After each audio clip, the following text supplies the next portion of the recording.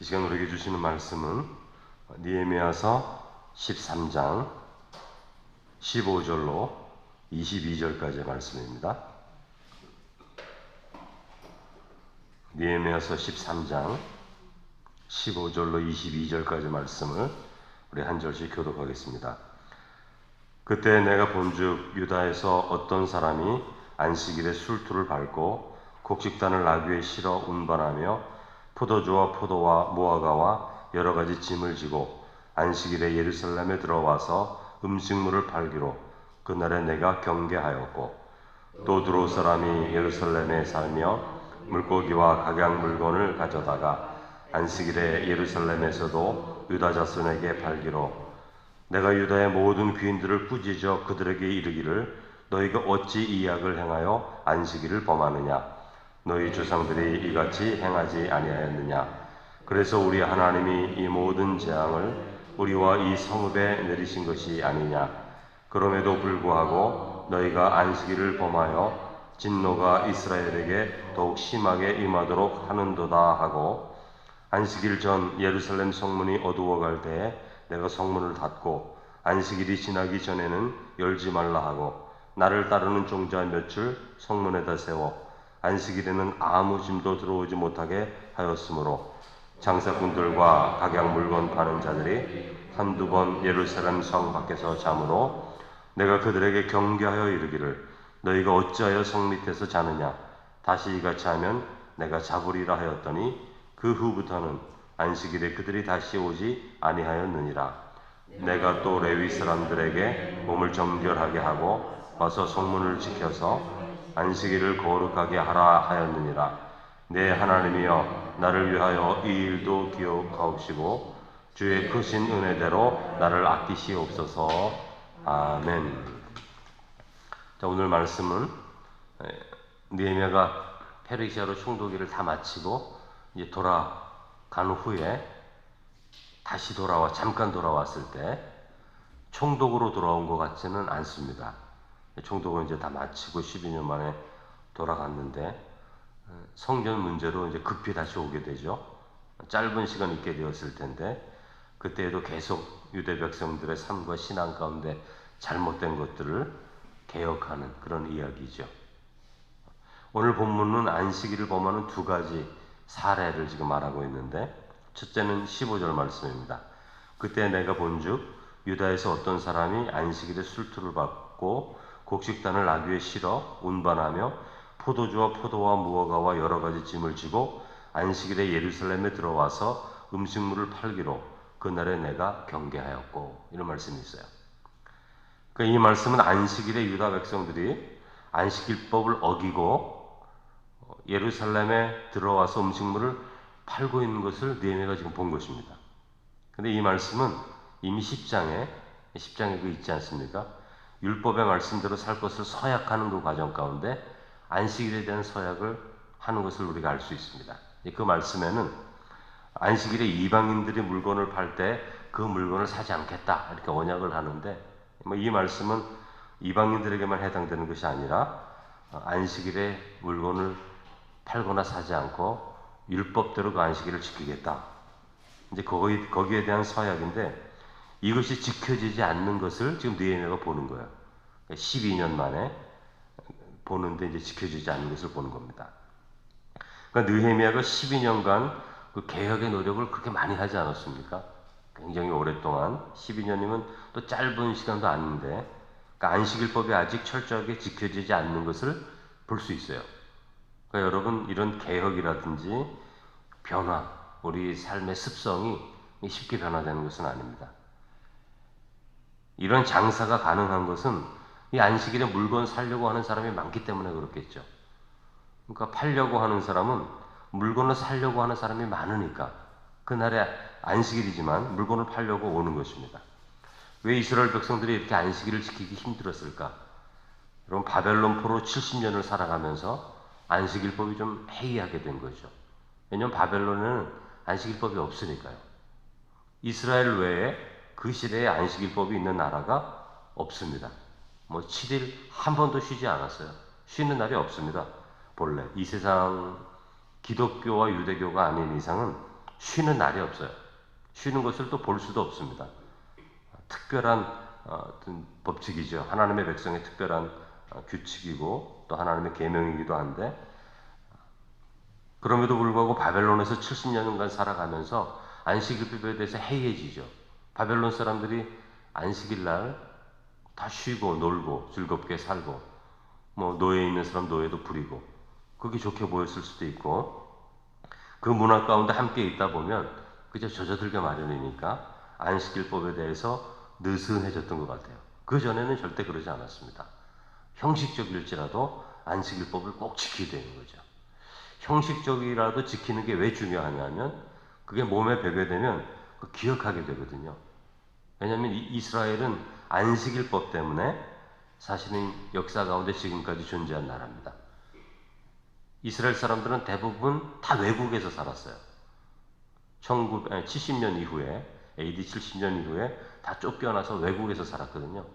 근데 거기에 살면서 안식일법에 대해서는 아주 철저히 지킵니다. 그게 느헤미야의 영향이에요. 그게 사실은. 그러나 그 안식일법 때문에 결국에는 역사의 마지막까지 살아남을 수가 있었던 거죠.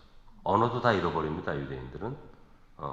언어도 잃어버리고 많은 부분을 잃어버리는데, 이 안식일은 철저히 지켰거든요. 이 안식일을 통해서 이스라엘 백성의 특성이 살아나기 시작한 거예요, 끝까지. 그래서 어떤 학자들이나 유대인 학자들은 이 안식일법이 자기들을 지켜왔다, 그렇게 말하는 것을 보게 되는 것입니다. 그런데 오늘 말씀해 보면 그 안식일법을 지키지 못하는 것을 이제 보게 되는 거죠. 그런데 이때 느헤미야가 안식일법을 또 바로 잡잖아요. 근데 이때 바로 잡은 것이 예수님 시대에 가면 어떻게 됩니까? 예수님 시대에 바리새인들이 예수님하고 이렇게 논란을 할 때 안식일에 대해서 얼마나 지적해요, 예수님한테.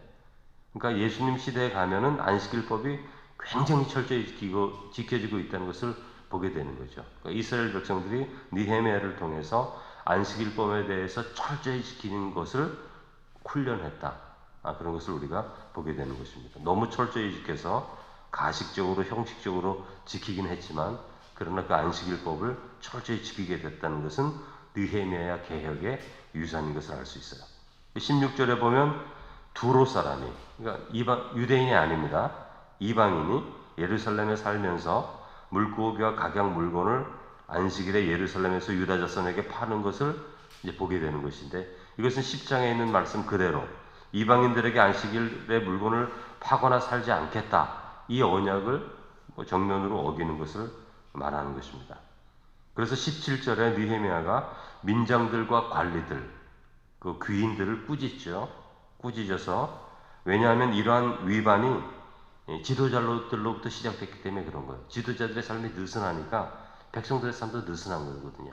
그 지키지 않으니까 백성들도 다 지키지 않게 된 겁니다.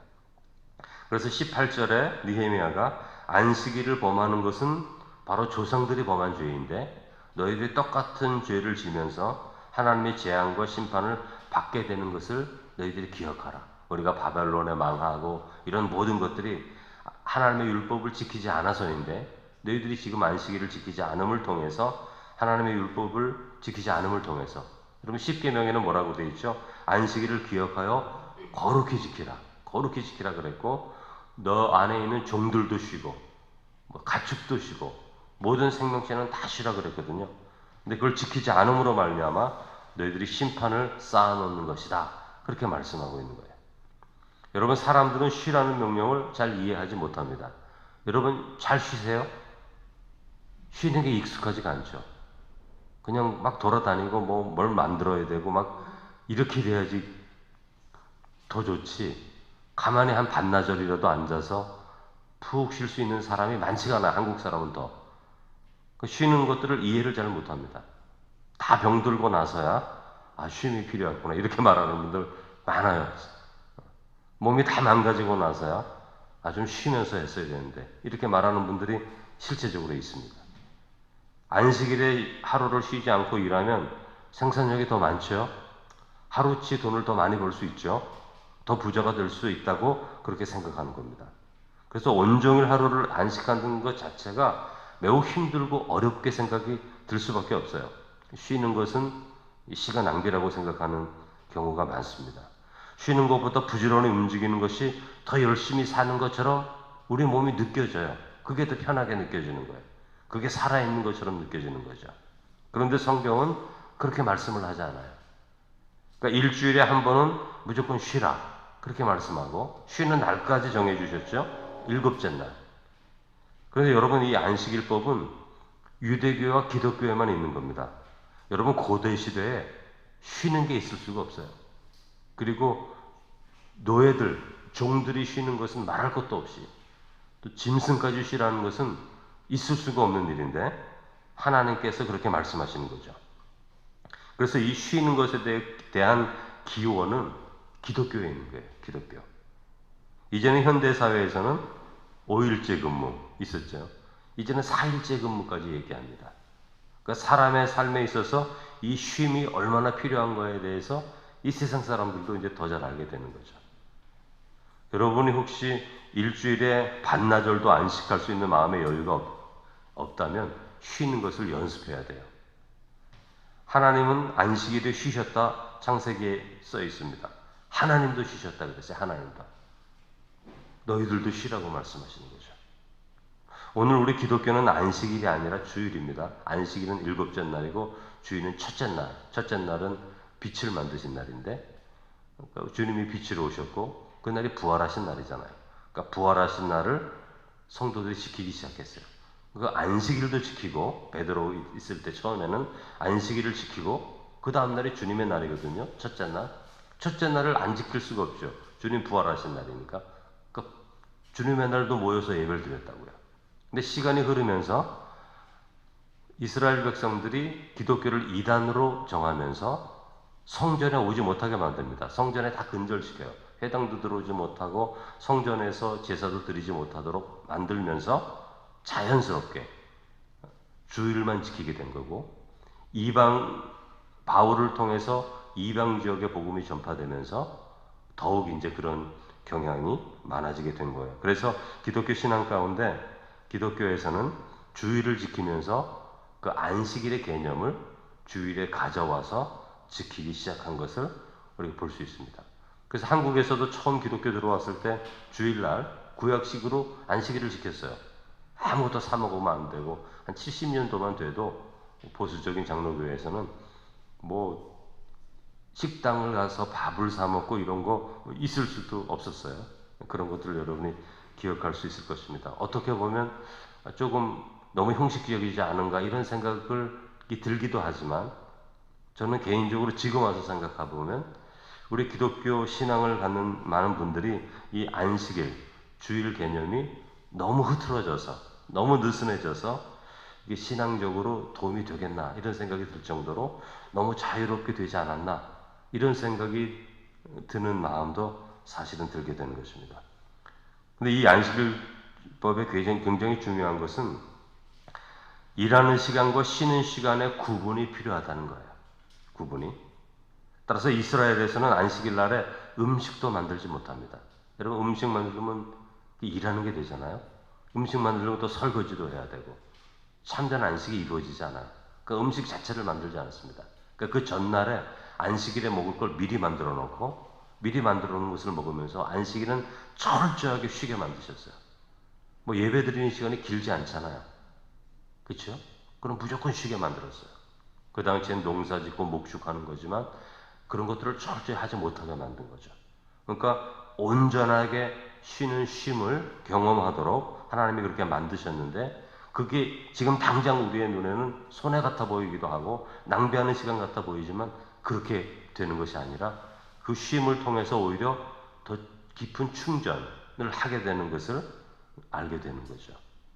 오히려 오늘날에 와서 이 안식일법이 굉장히 중요하다는 것을 알게 되는 것입니다.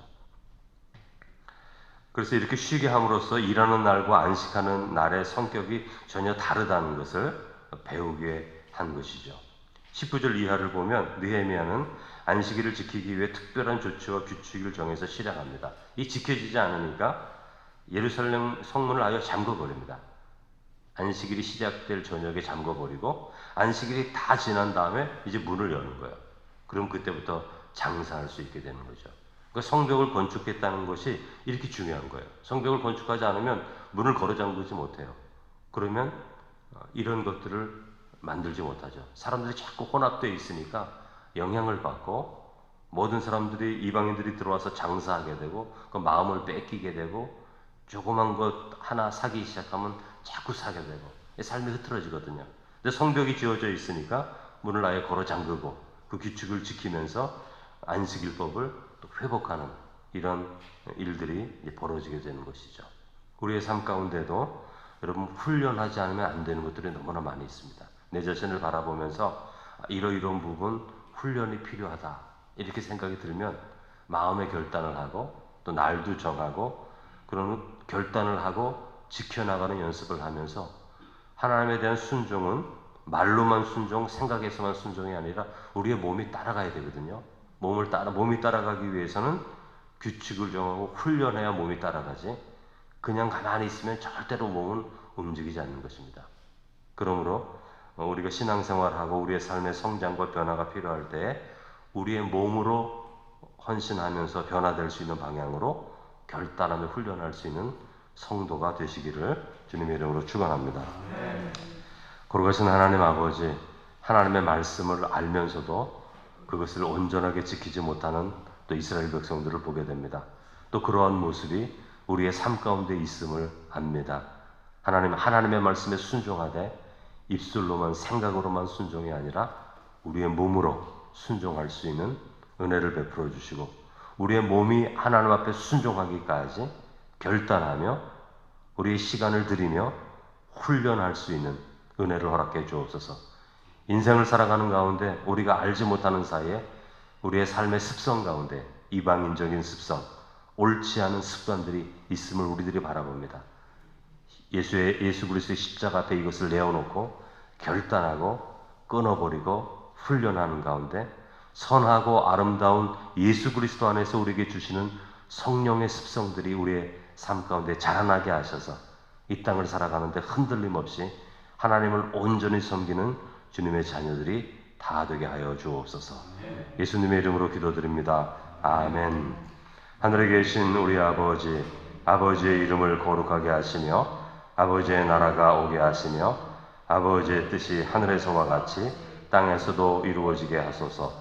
오늘 우리에게 일용할 양식을 주시고 우리가 우리에게 잘못한 사람을 용서하여 준 것 같이 우리 죄를 용서하여 주시고 우리를 시험에 빠지지 않게 하시고 악에서 구하소서. 나라와 권능과 영광이 영원히 아버지의 것입니다.